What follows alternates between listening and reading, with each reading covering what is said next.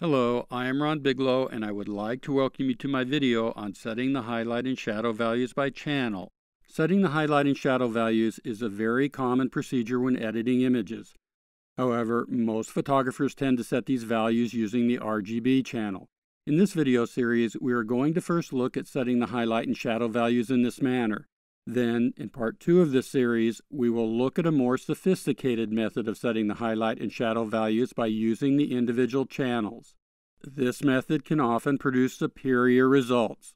Before we get started with Photoshop, we should first define what we mean when we say shadow values or highlight values. The shadow values are the three color values, red, green, and blue, of the darkest point in an image where detail still exists. Any points darker than the shadow values have no image detail and show as solid black. The highlight values are the three color values of the lightest point in an image where detail still exists.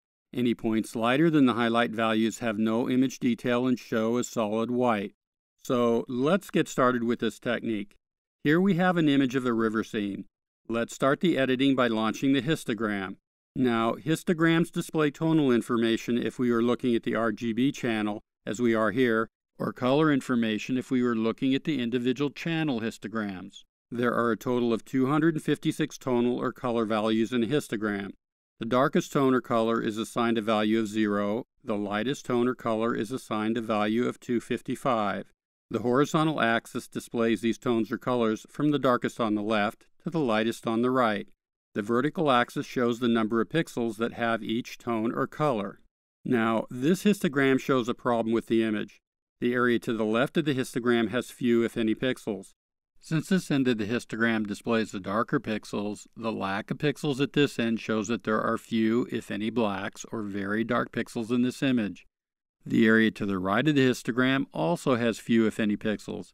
Since this end of the histogram displays the lighter pixels, the lack of pixels at this end shows that there are few, if any, whites or very light pixels in this image.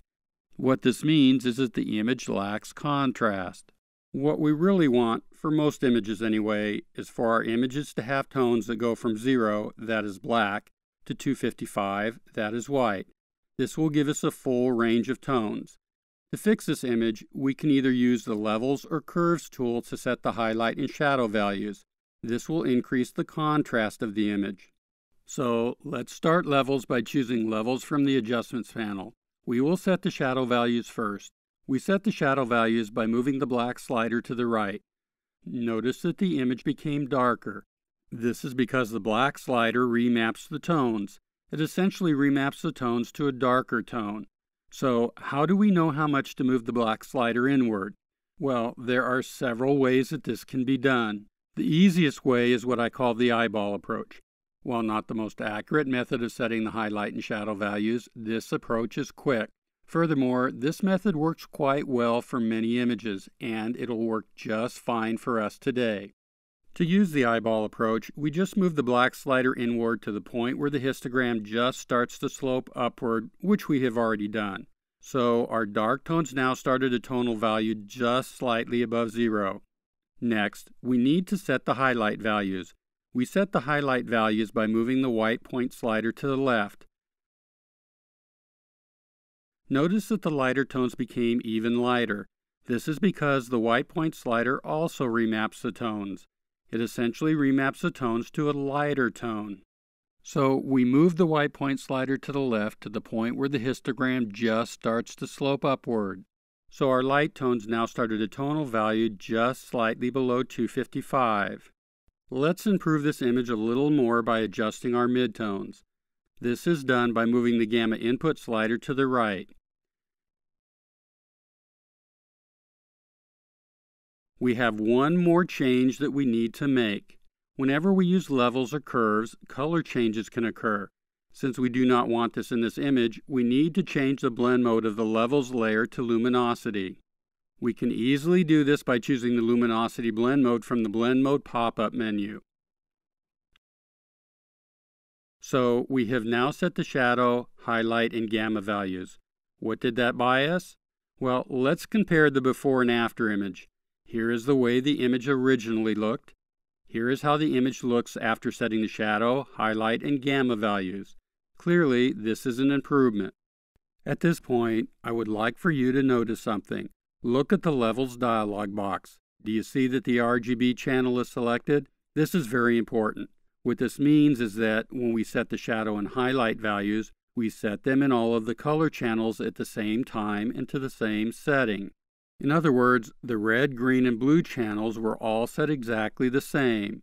This makes perfect sense for this image. How would I know? To answer that question, we need to click off the eye icon of the Levels layer. We now have the image back to its original state. In other words, the way it was before we applied levels. Let's take a look at the histogram again. We are now looking at the RGB histogram. That is, we are looking at all three of the channels together. Now, let's take a look at the histograms of the individual color channels by clicking on the panel menu and selecting All Channels view. We now see three color histograms.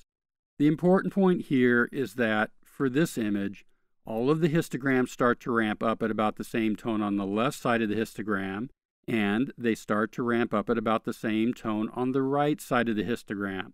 When we set the shadow values by using the RGB channel, as we did on this image, the shadow values in all three color channels are set the same. Since the shadows start at about the same tone in all three channels, this works pretty well. Similarly, when we set the highlight values by using the RGB channel, the highlight values in all three channels are set the same. Since the highlights start at about the same tone in all three channels, this also works pretty well. Watch what happens when we click the eye icon of the Levels layer back on. We now see what the individual color histograms look like with the shadow, highlight, and gamma values set. Notice how each of the three histograms fills the entire histogram area with little or no empty areas and little or no clipping of any of the histograms. This is the way we want it for this image. However, setting the shadows and highlights by using the RGB channel doesn't always work this well. What am I talking about? Well, watch the next video and you'll find out.